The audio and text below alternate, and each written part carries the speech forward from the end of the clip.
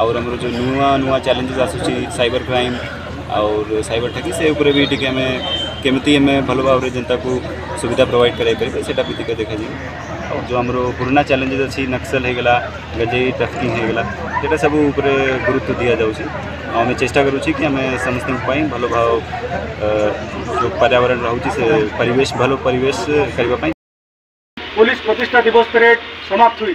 Parade को कुछ करने की कोरापुट 90तम पुलिस प्रतिष्ठित दिवस पालित हो जाइछि।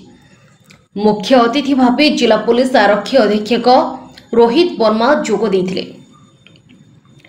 प्यारेड रे अभिभावक ग्रहण करने सह मुख्यमंत्री और महामहिम राज्यपालंकर सद्भाव पाठ करथिले।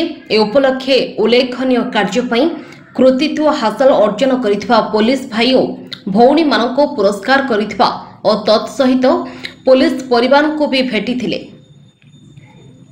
कोरापुट जिला प्रतिनिधि प्रशांत टाकरिंग रिपोर्ट आम न्यूज ओडिया।